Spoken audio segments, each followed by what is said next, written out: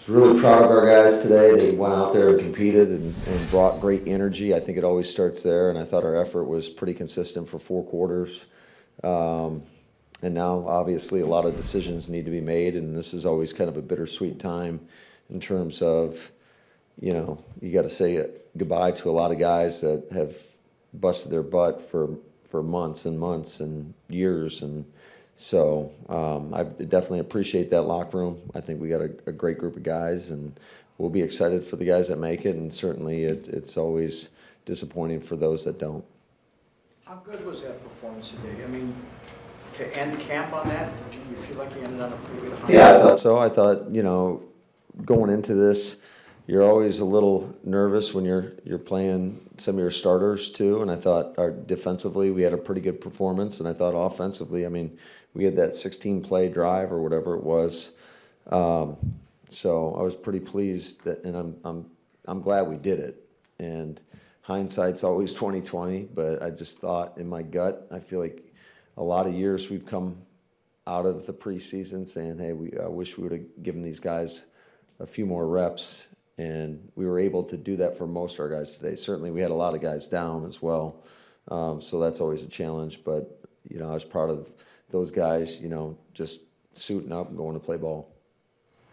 What'd you think of Willis? He did a lot more with his legs than he's been doing in practice. Yeah, I thought it was great. I think practice is always a tough thing to judge, when it's not live and you're not going to the ground, and certainly that's one of his superpowers is his ability to get out of the pocket and create off schedule or scramble and create big plays, and he was able to extend that second drive a few times with picking up first downs with his legs. Glad to see the emphasis on forced fumbles from this whole camp. Yeah, that was exciting because it finally happened. So, there was a couple other opportunities I didn't think we took advantage of, but that is always at the forefront of our guys' mind, and it's drilled into their head, I would say, every day, and we drill it every day out on the practice field. So, for those guys to make it come to fruition is exciting to see. Going back to Malik, when you look at what he did for you last year in the season and then what he did in the offseason and training camp, how good do you feel, even if you don't want to see him again now until the end of the year? Yeah, we got a lot of confidence in Malik. I think he is just scratching the surface of what he can become. Just the dual threat that he is as a quarterback. I think it's problematic for most defenses. And I think he's really come a long way in terms of the fundamentals of the position and just making good decisions. Did you alternate the other two to get them equal playing time, or was there some other thinking there? Yeah, I think I just, we gave Sean game one. He was the first guy in. Taylor was in game two, and just kind of thought that, number one, it keeps them both in it for the entire game. So I thought that was important. I thought those guys did a good job. What would you think of Alger's and those improvised plays? Yeah, those were, yeah. Shoot, you got to find a way, and there was two of those that he did. So I thought, you got to go back and look at it, but I thought for the most part he did a pretty good job. As far as those decisions coming up, when you look at the totality of a roster, do you prefer to have certain numbers at certain positions, or is it just whoever the best 53 are? No, I think you always got to take into account the numbers at the positions.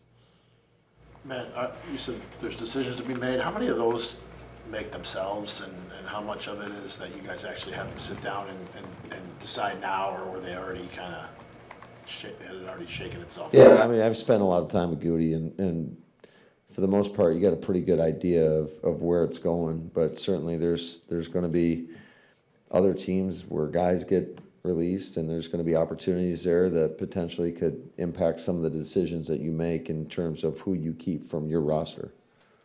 What's your plan coming up as far as this coming week when you'll be on the practice field next?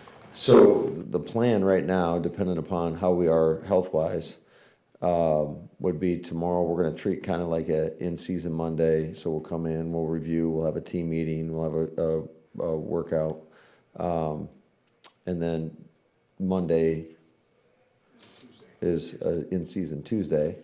And then Tuesday, obviously, that's the cut down day. And then I'd like to get these guys, hopefully Jordan's able to take some snaps. And if that's the case, like to get them work on Tuesday, Wednesday, and Thursday and really take advantage of that time. Matt, today in the second quarter on the touchdown where Will Shepherd caught the touchdown, a couple plays before that, you're down the 11 and you called a timeout. Was that a substitution problem or formation or something like that? It's like 2 or 3 plays before the touchdown. No, I was watching the play clock, and it was hitting 0 as I called the timeout. Like the quarterback's got to be responsible for that, but sometimes you got to bail them out. Hey Matt, you had Kamal Haddon on the practice squad all last year. You had Deslam Alexander on the practice squad. How much development happens with those guys? Those guys both made pretty good cases today. Yeah, I thought both those guys really played really well. Kamal was sticky in coverage. He had to have had at least 3 PBUs that I saw, so that was exciting. He's got the talent. It's just the consistency of which you play. So that was exciting to see him in a game environment, go out there and do that. And Dez, you can always count on Dez. He's going to give 110% every chance, every opportunity he gets. And it was cool to see him make some plays, not only on defense, but on special teams as well. Did Hopper jump out to you at all? Hopper's, I would say, he's one of our most improved players, I think, from a year ago. I think he's done an outstanding job. He's done a much better job communicating, I would say. He's the voice of the defense when he's in there. And so I think he's done a really nice job. And he's still a young, developing player, but he got a lot of good work this preseason. And you guys knew you had a weapon in Whelan before this summer, but has he taken his directional part of his punting game even higher too? Yeah, I would say it was pretty impressive what he's able to do, and that's definitely a good thing to have somebody that's capable of flipping the field. As we know, field position plays a large part in determining the outcomes of games. So he is a weapon, but I still, if we're doing it right, you only use him to go out there and hold, and he's a hell of a holder. And, Golden has looked the part from the minute we kind of saw him, but it seems like every day there's something that is impressive. The catch he had today from Malik, where do you think he's set up to be able to help you guys right away based on what you saw this summer? Yeah, I think he's done a nice job. I think he can help us in any capacity that we need him to. And so I think he's a guy that he just works the right way. He comes in with the right mentality, the right attitude, and he just comes to work. Coach, did any of the chippiness in Thursday's practice carry over into today's game? Any added motivation from No, them? I don't think so. I don't know if you guys felt differently, but I didn't see anything that was. I thought our guys just competed. 2 more, please. You feel Was good? there emphasis on playing cleaner? Not that many penalties today, but 12 last week against Indianapolis. Yeah. Did I see you talking to Belton again at halftime before he left the field? Yeah. I was just trying to, he's a young player, and it was 3rd and a mile, and you always want to take those opportunities, those moments that come up. For a lot of these guys, you got to play the game within the game. And so we called a run in that situation. It was, I don't know what, it was 3rd and 30, it felt like.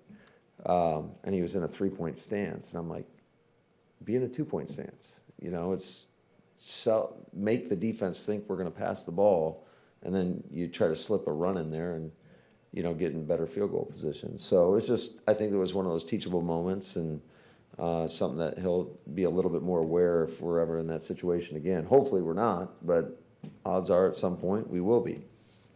Nobody didn't get a chance to talk to you after the joint practice. What did you make of the scrap at your end of the field there? And what were your thoughts about it? And are you the one who pulled Zach Tom, or did the refs do that? No, the refs really don't have. I wish the league would give the refs the same control that they have,